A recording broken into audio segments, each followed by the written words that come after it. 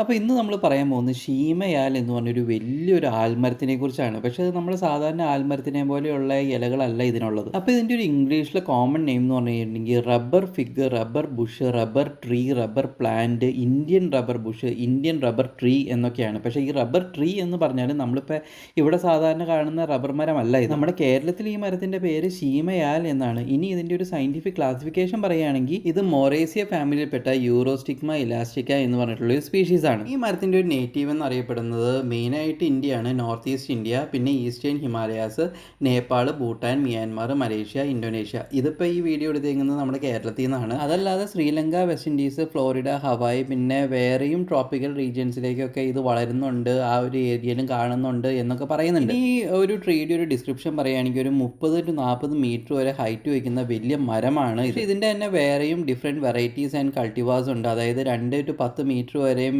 പൊക്കം വെക്കുന്ന ചെറിയ വേർഷൻസും ഉണ്ട്. ഇൻഡോർ പ്ലാന്റ് ആയിട്ട് യൂസ് ചെയ്യാൻ പാകത്തിനുള്ളത്. പല കളറിലുള്ള വെറിഗേറ്റഡ് ലീവ്സ് ആയിട്ടുള്ളതും പിന്നെ റെഡ് ലീവ്സ്, ഒരു റെഡിഷ് ബ്രൗൺ ലീഫ് ആയിട്ടുള്ളതൊക്കെ ഒരു പലതരം വെറൈറ്റീസ് ഇതിൻ്റെ ഇപ്പോൾ അവൈലബിൾ ആണ്. നമ്മുടെ സാധാരണ അരയാല് മരത്തിൻ്റെ പോലുള്ള തടിയാണ് ഇതിൻ്റെ. ഇതും അത്രയും വിട്ടില്ലെങ്കിലും അത്യാവശ്യം വലിയ തടിയാണ്. പിന്നെ ഇതിൻ്റെ ബ്രാഞ്ചസിൽ നിന്നൊക്കെ ഈ വേരുകളൊക്കെ താഴേക്ക് തൂങ്ങി കിടക്കും, നമ്മുടെ ആലിൻ്റെ പോലെ തന്നെ. ഇലകൾ നോക്കുകയാണെങ്കിൽ അത് ആലിൻ്റെ പോലെയല്ല, കുറച്ചും കൂടെ ബ്രോഡായിട്ടുള്ള നല്ല ഗ്ലോസി ലെതറി ഫിനിഷുള്ള എലിപ്റ്റിക്കൽ ഷേപ്പുള്ള ഇലകളാണ്. അറൗണ്ട് ഒരു 10 to 35 സെൻറ്റിമീറ്റർ വരെയും ലെങ്ത്ത് വെക്കുന്ന ഒരു ഇലകളാണ്, നല്ല വലിയ ഇലകളാണ് ഇതിൻ്റെ. ഇതിൻ്റെ അകത്തുണ്ടാകുന്ന ഫ്രൂട്ട്സിൻ്റെയും സീഡ്സിൻ്റെയും കാര്യം പറയുകയാണെങ്കിൽ നമ്മുടെ അത്തിപ്പഴം മാതിരി, ഫിക്സ് മാതിരിയുള്ള ഫ്രൂട്ട്സ് ആണ്. പക്ഷേ അത് അത്രയും വലുതല്ല, ഫിക്സ് മാതിരി അത്രയും വലുതല്ല. ഒരു 1 സെൻറ്റിമീറ്റർ വലിപ്പം വെക്കുന്ന ചെറിയ കായ പോലെയുള്ള ഫ്രൂട്ട്സ് ആണ് ഇതിനുള്ളത്. അതൊരു ഓവൽ ഷേപ്പിലായിരിക്കും, ചെറുതായിരിക്കും, പിന്നെ ഒരു യെല്ലോയിഷ് ഗ്രീൻ കളറിലായിരിക്കും ഈ കായ ഉണ്ടാവുക. ചെറിയ കയ്പ്പാണ് ഇതിൻ്റെ ഒരു ടേസ്റ്റ് എന്ന് പറഞ്ഞു കഴിഞ്ഞിട്ടുണ്ടെങ്കിൽ. ഇത് എഡിബിൾ അല്ല, ഇത് കഴിക്കാനായിട്ട് കൊള്ളത്തില്ല. വലിയ ന്യൂട്രീഷൻ വാല്യൂ ഉള്ള ഒരു ഫ്രൂട്ട് അല്ല ഇതിൻ്റേത്. പക്ഷേ ഈ ഫ്രൂട്ടിൻ്റെ അകത്ത് പോളി ഐസോപ്രീൻ എന്ന് പറഞ്ഞിട്ടുള്ള ഒരു ലാക്ടെക്സ് കോമ്പൗണ്ട് അടങ്ങിയിട്ടുണ്ട്. അപ്പോൾ അത് പണ്ട് റബ്ബർ എക്സ്ട്രാക്ഷൻ ആയിട്ട് യൂസ് ചെയ്തിരുന്നു എന്നാണ് പറയപ്പെടുന്നത്. അത് കൂടാതെ ഫ്ലേവനോയിഡ്സും ടാനിൻസും ആൽക്കലോയിഡ്സും സാപ്പണിൻസും പോലെയുള്ള ഫൈറ്റോ കെമിക്കൽസും അടങ്ങിയിട്ടുണ്ട്. പിന്നെ കുറച്ച് എസെൻഷ്യൽ ഓയിൽസും അടങ്ങിയിട്ടുണ്ട്. ഇനി ഇതിൻ്റെ ഒരു മെഡിസിനൽ യൂസേഴ്സും ഹെൽത്ത് ബെനിഫിറ്റ്സും പറയുകയാണെങ്കിൽ ഇതിൻ്റെ ലാറ്റക്സ് എക്സ്റ്റേണലി മറ്റേ സ്കിന്നിൻ്റെ പുറത്തൊക്കെ അപ്ലൈ ചെയ്യാറുണ്ട്.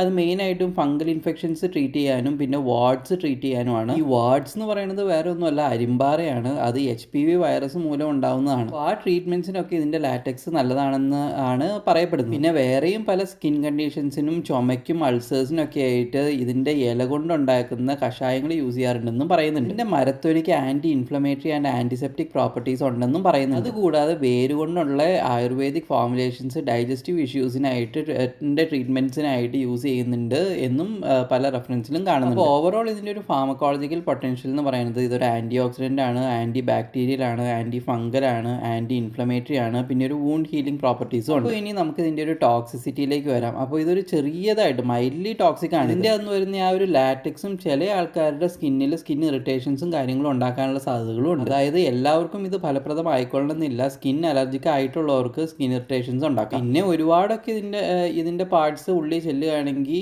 നോസിയും വോമിറ്റിങ്ങും കാര്യങ്ങളൊക്കെ ഉണ്ട്. ഇതിൻ്റെ ഒരു ഗ്രോയിങ് കണ്ടീഷൻ പറയുകയാണെങ്കിൽ നല്ല ബ്രൈറ്റ് ഇൻഡയറക്റ്റ് സൺലൈറ്റ് ആണ് ഇതിന് ഏറ്റവും നല്ലത്. പക്ഷേ ഇതിന് ഡയറക്റ്റ് സൺലൈറ്റും പ്രശ്നമില്ല എന്നാണ് പറയപ്പെടുന്നത്. വെൽ ഡ്രെയിൻഡ് ലോമിയോ സാൻഡിയോ ആയിട്ടുള്ള സോയിൽ, പിന്നെ വാട്ടറിങ് ആണെങ്കിൽ ഒരു മോഡറേറ്റ് ലെവൽ ഓഫ് വാട്ടറിങ് ആണ് ഏറ്റവും നല്ലത്. വാട്ടർ ഫ്ലോയിങ് വന്നു കഴിഞ്ഞിട്ടുണ്ടെങ്കിൽ ചീച്ചിലുണ്ടാവും, വേരിന് ചീച്ചിലുണ്ടാവും. ട്രോപ്പിക്കൽ ക്ലൈമറ്റിൽ വളരുന്നതുകൊണ്ട് തന്നെ ഹ്യൂമിഡിറ്റി പ്രിഫർ ചെയ്യുന്ന ഒന്നാണ്. പക്ഷേ കോൾഡ് ക്ലൈമറ്റിലും പലയിടത്തായിട്ട് ഇത് വളരുന്നതായിട്ട് പറയുന്നുണ്ട്. ചില റെഫറൻസിൽ ഇത് കോൾഡിനോട് സെൻസിറ്റീവ് ആണെന്നും അതിന് ഇലപ്പൊഴിച്ചിൽ ഭയങ്കരമായിട്ട് വരുമെന്നും പറയുന്നുണ്ട്. പ്രൊപ്പഗേഷൻ സ്റ്റെം കട്ടിങ് വഴിയോ എയർ ലെയറിങ് വഴിയോ പ്രൊപ്പഗേറ്റ് ചെയ്യാവുന്നതാണ്. പിന്നെ ഇത് പൂക്കൾ പോളിനേറ്റ് ചെയ്ത് സീഡ് വഴി ഒരു പ്രൊപ്പഗേഷൻ നടക്കാനാണെങ്കിൽ സ്പെസിഫിക് ആയിട്ടുള്ള ചില ഇൻസെക്ട്സ് വേണം. അതായത് ഫിഗ് വാസ്പ് എന്ന് പറഞ്ഞിട്ടുള്ള ചില ഇൻസെക്റ്റ് വഴിയാണ് ഇത് ഫെർട്ടിലൈസ് ചെയ്യുന്നതും ഇത് സീഡ്സ് വഴി പ്രൊപ്പഗേഷൻ നടക്കുന്നത്. ഇനി ഇതിൻ്റെ ഒരു ഇക്കോളജിക്കൽ ഇമ്പോർട്ടൻസ് പറഞ്ഞു കഴിഞ്ഞിട്ടുണ്ടെങ്കിൽ എല്ലാ ആൽമരവും പോലെ എയർ പ്യൂരിഫിക്കേഷന് വൺ ഓഫ് ദി ബെസ്റ്റ് ഓപ്ഷനാണ് ഈ ഒരു ട്രീ. നമ്മളുടെ വായു മലിനമാണെങ്കിൽ അതിൻ്റെ അകത്തുള്ള ഫോർമാൽഡിഹൈഡും പിന്നെ വേറെയും വോളറ്റൈൽ ഓർഗാനിക് കോമ്പൗണ്ട്സ് ഒക്കെ തന്നെ ഇത് അബ്സോർബ് ചെയ്യും എന്ന് പറയുന്നുണ്ട്. അങ്ങനെ എയർ പ്യൂരിഫൈ ചെയ്യാനായിട്ട് ഇത് നല്ലൊരു ഓപ്ഷൻ. പിന്നെ ഇതൊരു വലിയ മരമായതുകൊണ്ട് തന്നെ ഒരുപാട് ഇൻസെക്റ്റിനും ബേർഡ്സിനും ഒരു നല്ലൊരു ഷെൽട്ടറാണ്. നല്ല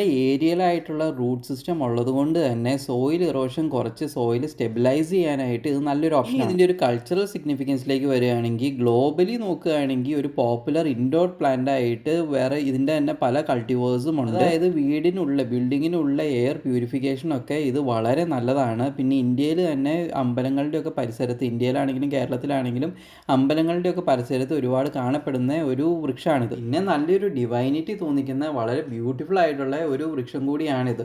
അപ്പോൾ ഈ വീഡിയോയിൽ പറഞ്ഞേക്കുന്ന എല്ലാ ഇൻഫർമേഷൻസും തന്നെ നിങ്ങൾക്ക് ഇഷ്ടപ്പെട്ടെന്ന് കരുതുന്നു. ഇഷ്ടപ്പെട്ടെങ്കിൽ ഡെഫിനറ്റായിട്ടും നിങ്ങൾ ലൈക്ക് ചെയ്യുക, ഷെയർ ചെയ്യുക, സബ്സ്ക്രൈബ് ചെയ്യുക, കമൻറ്റ് ചെയ്യുക.